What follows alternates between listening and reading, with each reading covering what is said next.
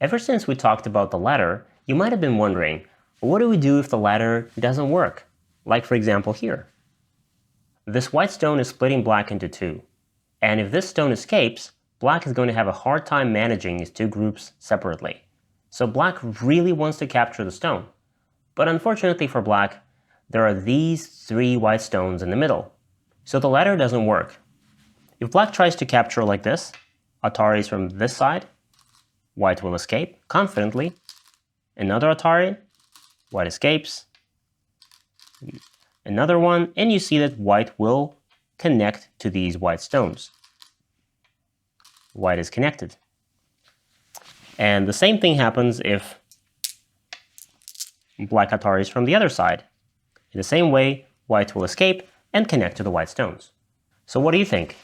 Is it possible to capture this white stone without the ladder?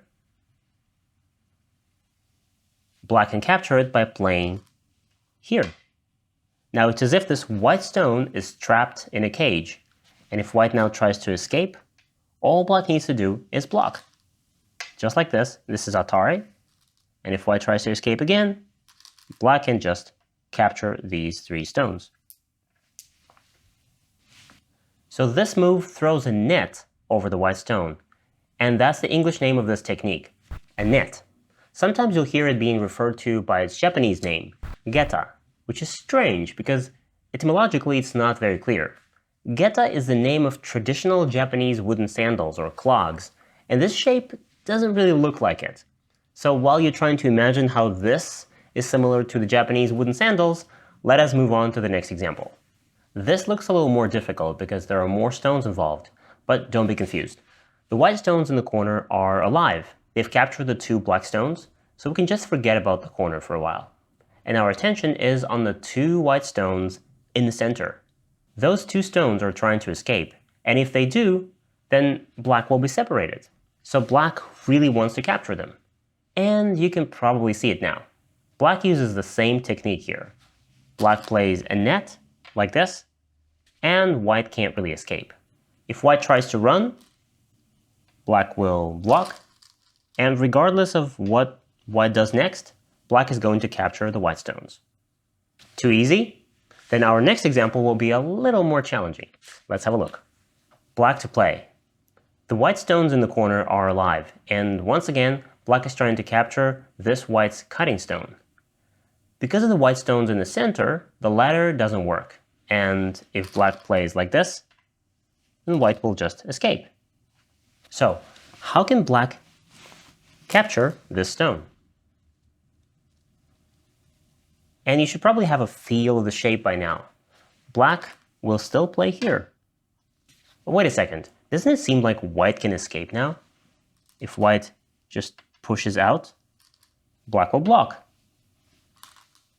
White can Atari, but black connects.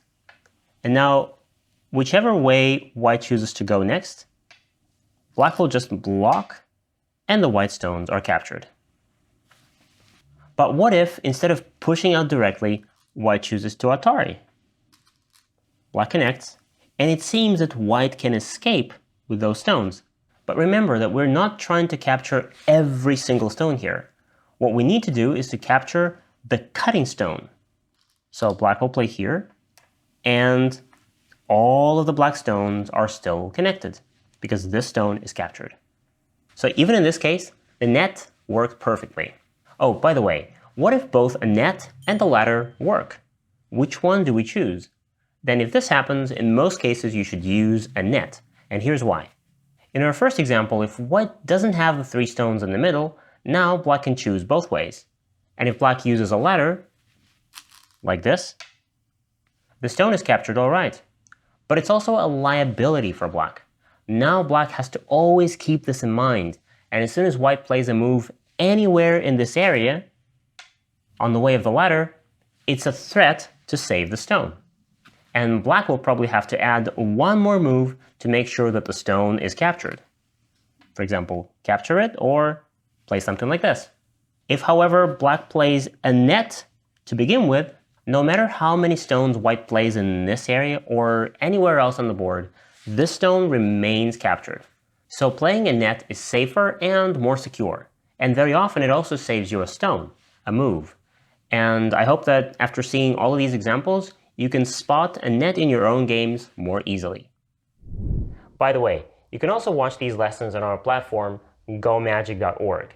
Except there, you'll watch them with interactive quizzes right within the lessons and practical exercises right after them. And if you enjoy watching these Go videos and you don't want to miss others like this one, go smash that like button, subscribe to our YouTube channel, and this is Go Magic.